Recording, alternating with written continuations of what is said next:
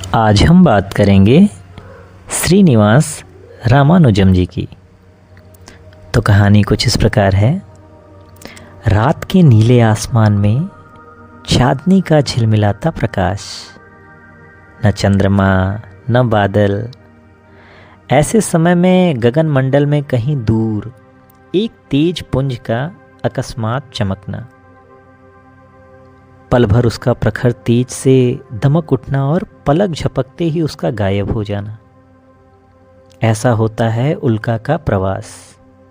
बिल्कुल इसी प्रकार था श्रेष्ठ भारतीय गणितज्ञ श्रीनिवास रामानुजम का जीवन उल्का जितना ही तेजमय व गतिमान था। 1850 के बाद का समय।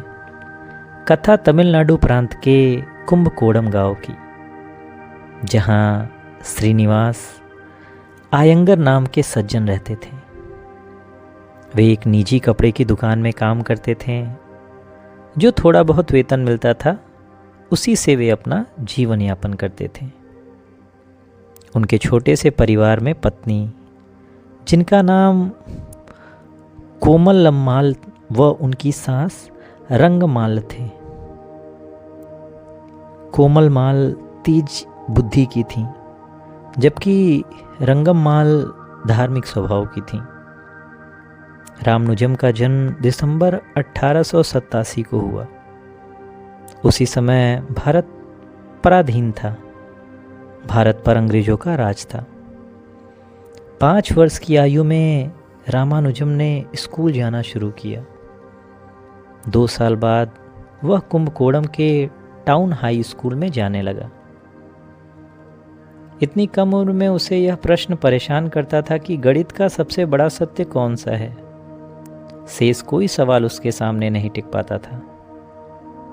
एक बार उसकी कक्षा में एक मज़ेदार घटना हुई। अंक गणित पढ़ाया जा रहा था। शिक्षक समझा रहे थे, मान लो तुम्हारे पास 5 फल है और तुम 5 लोगों के बीच बांटते हो, तो सबको कितने कितने फल मिलेंगे। मान लो 10 फल है जो 10 लोगों में बांटते हो, तो भी सबको कितना कितना फल मिलेगा। इसका अर्थ यह है कि 5 हो या 10, किसी भी संख्या में उसी संख्या का भाग देने पर फल एक ही आता है।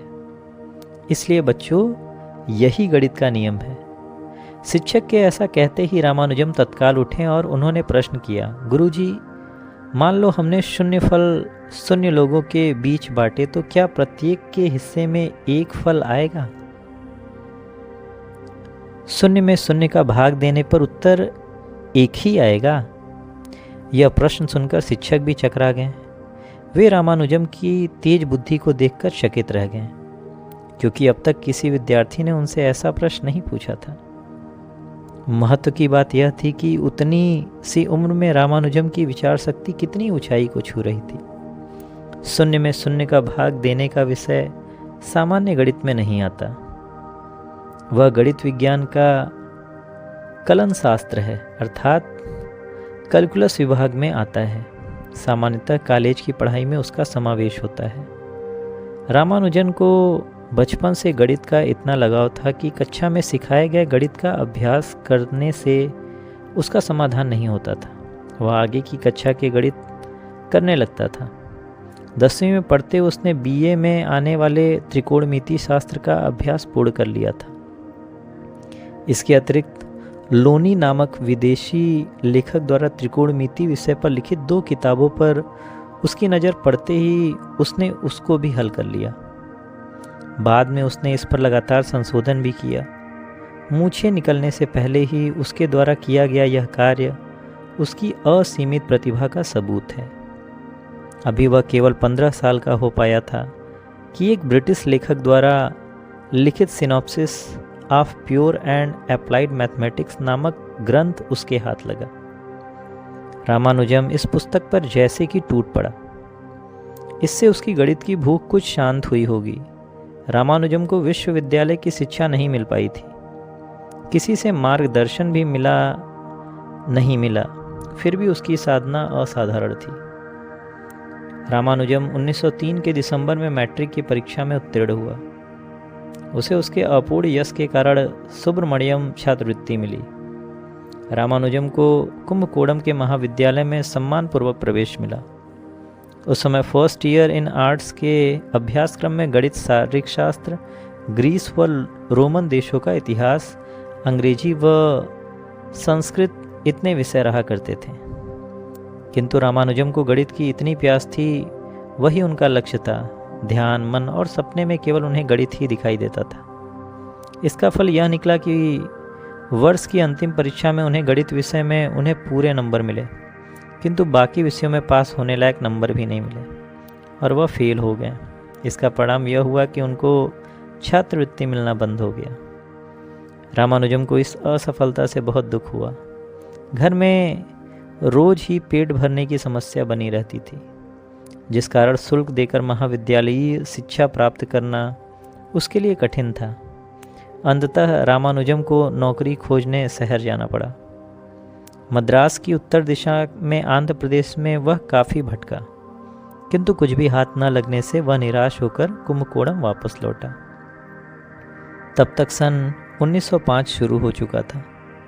उसने विद्यालय में नाम लिखाया, किंतु हाजिरी कम होने के कारण उसे परीक्षा में बैठने की अनुमति नहीं दी गई। अंततः उसने कुंभकोणम छोड़ दिया। वह मद्रास आया। वहाँ एक छोटे से झोपड़ी नुमा घर में वह अपने नानी के साथ रहने लगा।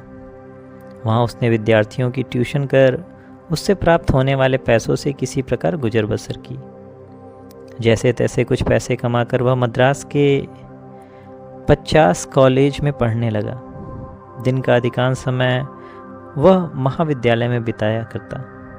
सारा समय वह गणित की धुन में लगा रहता। अपनी कुशाग्र बुद्धि के कारण वह प्राध्यापकों का लाडला शिष्य बन गया। सहपाठियों के लिए तो वह गणित का जादूगर ही था।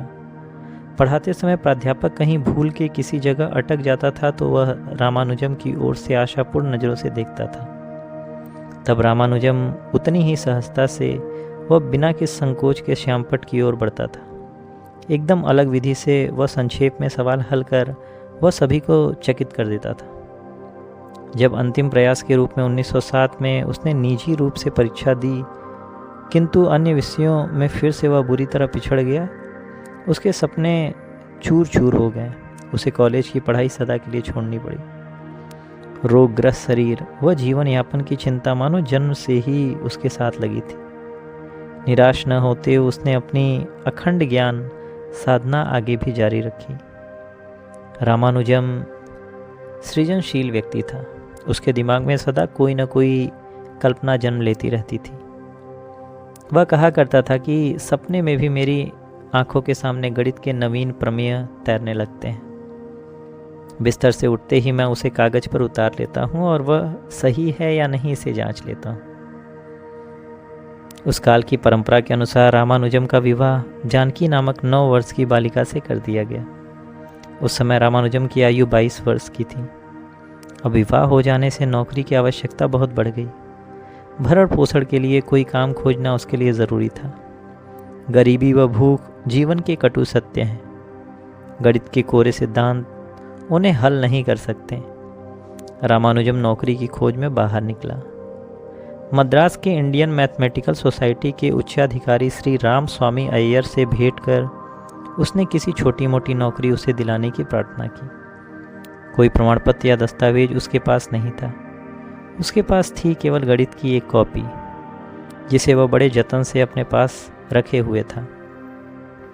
प्रोफेसर रामस्वामी ने सहज ही उस कॉपी के पन्ने पलटे।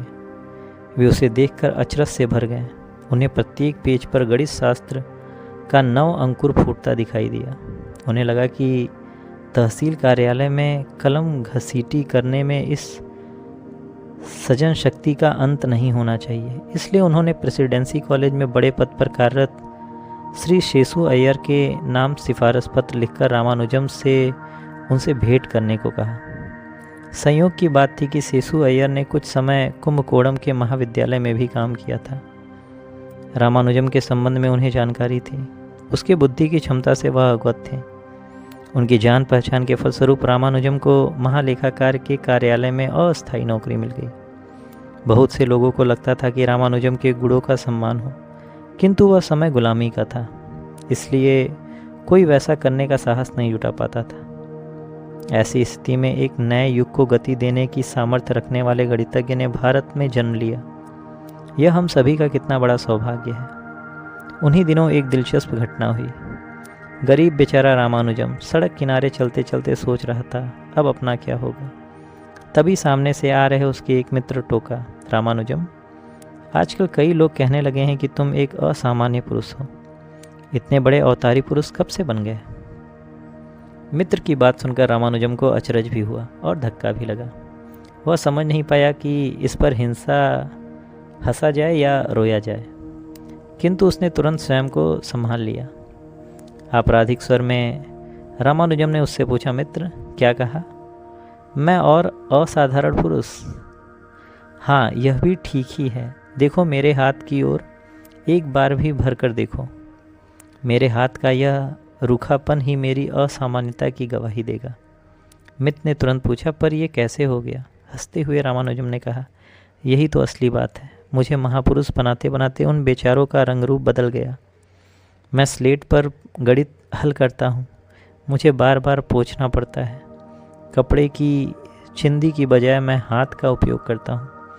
यह सुनकर मित्र ने तुरंत सलाह दी, इस पर तो एक सरल उपाय है, स्लेट के बजाय कागज का प्रयोग करो। रामानुजम ने दुखी स्वर में कहा, भले आदमी, जहाँ रोज पेट के लिए एक बार अन्न मिलने की मुसीबत हो, वहाँ कागज के लिए पैसे कहाँ से लाऊं?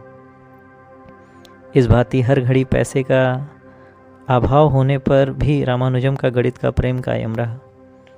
इतने में अस्थायी नौकरी का समय पूरा हो गया।